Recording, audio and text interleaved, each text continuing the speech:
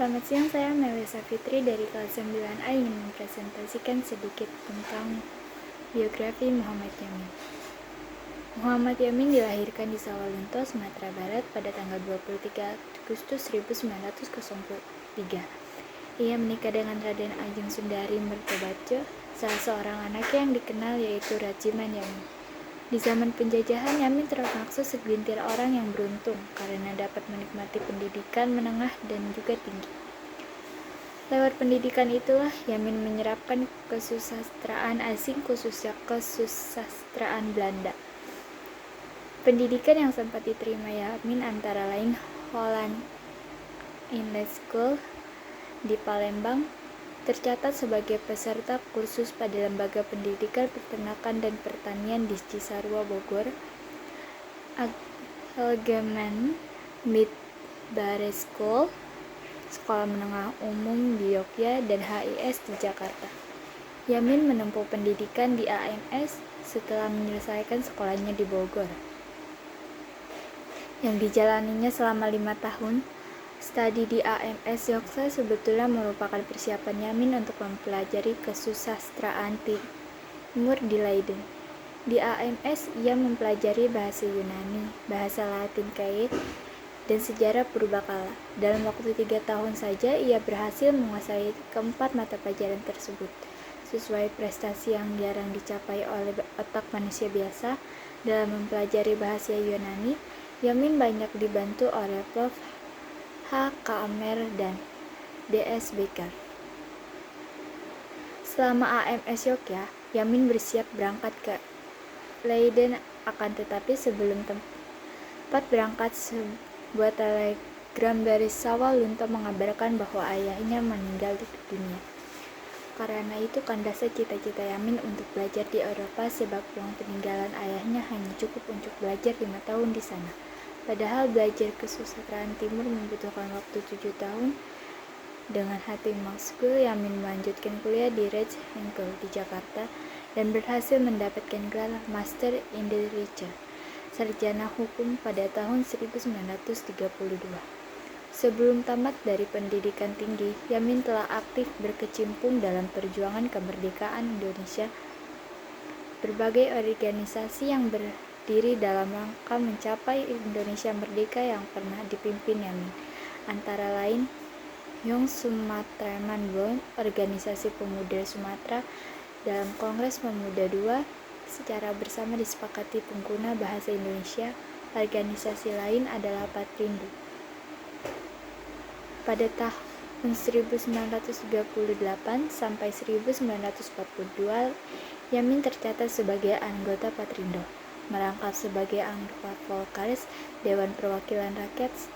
Setelah kemerdekaan Indonesia terwujud, jabatan-jabatan yang pernah dipangku Yamin dalam pemerintahan antara lain adalah Menteri Kehakiman, Menteri Pengajaran, Pendidikan, dan juga Kebudayaan, Ketua Dewan Perancang Nasional, dan Ketua Dewan Pengawas IKBN antara.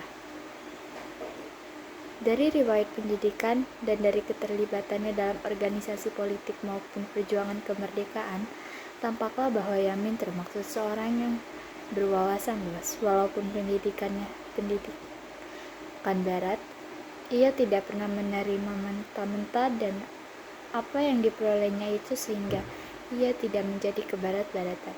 Ia tidak membawakan nasionalisme dan rasa cinta tanah air dalam karya-karyanya.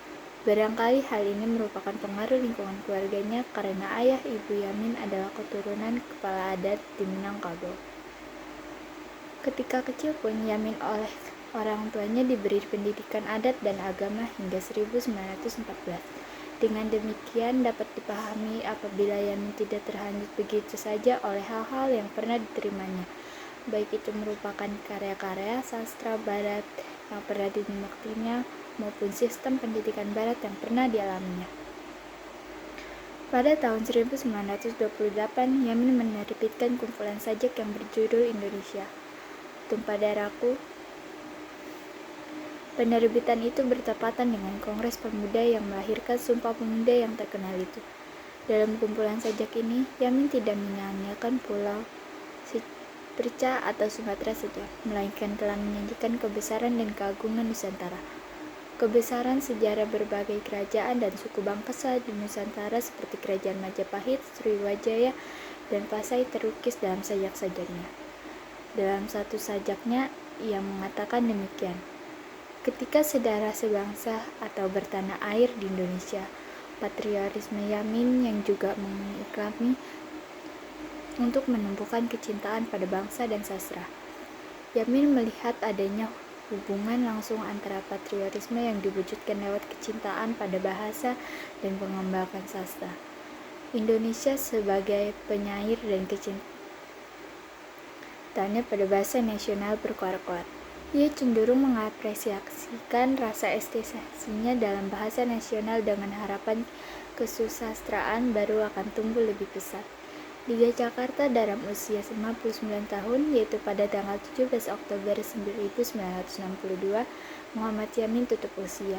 Walau pada masa dewasanya ia praktis meninggalkan lapangan sastra dan lebih banyak berkecimpung dalam lapangan politik dan kenegaraan, ia telah meninggalkan karya-karya yang berarti dalam perkembangan sastra Indonesia. Di samping menulis sajak, misalnya Ken Arok dan Ken Dedes. Dan kalau Dewi Tara sudah berkata, Yamin memang banyak menaruh minat pada sejarah, terutama sejarah nasional bagi Indonesia. Sejarah adalah salah satu cara dalam rangka mewujudkan cita-cita Indonesia Raya. Dalam fantasi seseorang, pengarang roman, dan dengan bahasa yang liris, ia pun menulis Gajah Mada dan Pangeran Diponegoro. Ia banyak pula menerjemahkan karya-karya sastra asing ke dalam bahasa Indonesia, antara lain karya sastrawan Inggris William Shakespeare yang berjudul Julius Caesar, dan dari pengarang India Rabi Dharana, Luar Lingkungan Rumah Tangga. Sekian dari saya, mohon maaf bila ada kesalahan kata. Terima kasih.